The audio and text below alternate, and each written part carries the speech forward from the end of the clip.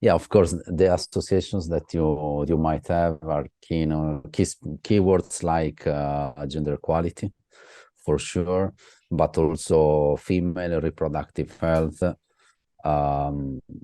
Obviously at this point I know the project quite well, but let's say from the start, listening to the name would recall for sure those two main concepts.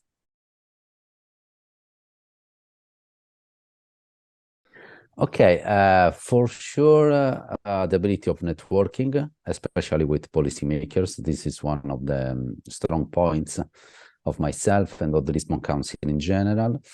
Secondly, the ability to elaborate research and innovation proposals. So I lead basically the vast majority of the grants that are within the scope of the Lisbon Council. So I write proposals for research and innovation actions, and I lead also the projects when the projects start as the general coordinator, or I lead the participation of the Lisbon Council. And let's say, taking into account an horizontal strength, I would say that it's the capability of turning results of scientific research and innovation into policy recommendations. So this would be my most interesting ability. Well, I think that this is related to the subject of FEMaLe, because endometriosis it's a problem that has been neglected a lot, that still is quite neglected, like many problems related to reproductive health. So I like the possibility to contribute to mitigating an issue that has been neglected so far. To a certain extent, and also an issue that affects many people I know, many women I know. In fact, it's a widespread actually issue, and a lot of people that I know are affected. So I think that it's an interesting point. It's an interesting possibility for me to do something in that respect. I think mostly two ways. One can be in trying to increase in the networking reach of the project, and this can be done through events, of course, online dissemination also. And secondly, I can support in drafting, elaborating policy briefs, starting from the results of the research and innovation of the project. So I can do that, and I would be happy to do it. Okay, so the Lisbon Council was co-founded by a woman, Dr. Unmet, and so the gender balance is very important for the Lisbon Council. The recruitment and the promotions are as much as possible gender balanced, and recruitment responsibilities. And now we are working towards elaborating a gender equality plan that will become the plan for the organization. And from my personal life, I come from a household where the responsibility has always been shared between my parents. And in my household at the moment, both myself and my wife, we work.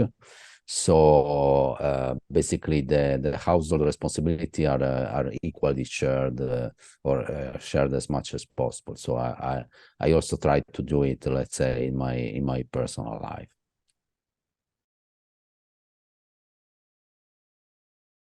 Yes, this is something that I was mentioning before. I think that elaborating policy briefs and recommendations for policymakers, it's important. I think that in Brussels, policymakers, especially from the European Commission, are likely to get involved if you propose them something interesting, some interesting events. So this is what we do. I will give you some reference regarding the kind of work that we carry out, or the kind of events that we carry out. But yes, the idea is to really try to produce easy-to-use policy briefs and recommendations that can stimulate debate. And when you stimulate debate with policymakers, at some point there is also funding coming, and this is basically funding and regulations. What can really steer the wheel. So this is a support and a contribution that we can give. For me, I believe, for what I saw, that the reach of FEMaLe has been massive. I think that thousands of people have been reached by the project, and this is a victory by itself. I think that is for sure a very strong point of the project. For what concerns, the improvement in diagnostic tools and methodologies, we still need to see, but the increase in awareness, I think that has been massive so far. Of course, a boost in my knowledge regarding healthcare. This would be for sure important. And a boost in understanding regarding artificial intelligence. I've been studying now, of course, artificial intelligence and its impact on the society, or how it can be used for policy making, for public services. But still, it's a field that it's always expanding. It's always discovering new things and new applications. So I think that increasing my knowledge in artificial intelligence, it's a must, and it's something that I can achieve also through my interaction with FEMaLe.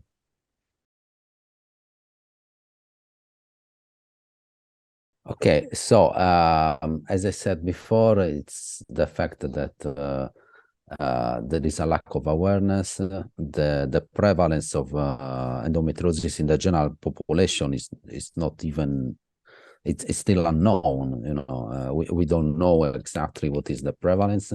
And also what you said before, that probably societal normalization of pain and stigma around menstrual issues have brought to the fact that some symptoms are just neglected, or they are not considered to be index of a complex disease, which is endometriosis. So yes, lack of awareness, and the fact that some symptoms are mistaken, so they are not considered possible indexes of the disease. I think that it's related to also a wider topic, the wider topic of reproductive health, of genitalia health. And I think that is also, important to take into account, obviously, the fact that it's a typical female health, but reproductive health and genital health in general are not so, let's say, are not so known, and people is not so aware about it. And also the fact that science now is recognizing that the genders are not so binary. So also considering, for instance, transgenders and their health, it's also important because we are taking into account a very small minority that might have specific needs that probably cannot be or are not yet met by the general healthcare, because the we're talking about a very small portion of individuals. So I think that overall, let's say, take into account obviously endometriosis, but also reproductive health and genital health in general, it's something that can improve a lot the daily life of millions of people.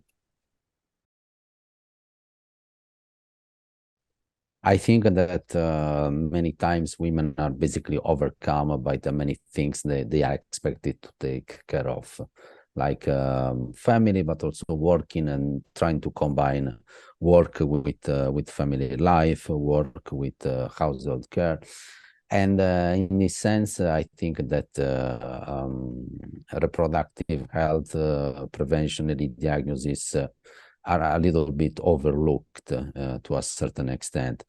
So I think that the idea is to try to increase awareness, improve awareness, and also give the possibility to find the time and financial means to take care of these diseases, to check these diseases, and to perform diagnostics. There has been, a lot of campaigns, for instance, in the past about breast cancer. And I remember when I was a kid, people, the televisions and newspapers, they started to talk about breast cancer. They started to talk about the different diagnostic means and the different tests that could be performed. So women started to be more sensitive to the issue, to check themselves more. And the mortality of the disease and the early diagnosis of the disease has improved, has increased, and the mortality of the disease has decreased, also because there has been a lot of funding and a lot of research in oncology. So I think that we could adopt a kind of a similar strategy. So increase the awareness in potential patients or people that if the genomic stratification works of people that are basically in a strata that can be more at risk to be affected by the disease. And then obviously give the practical possibility to go to be checked and to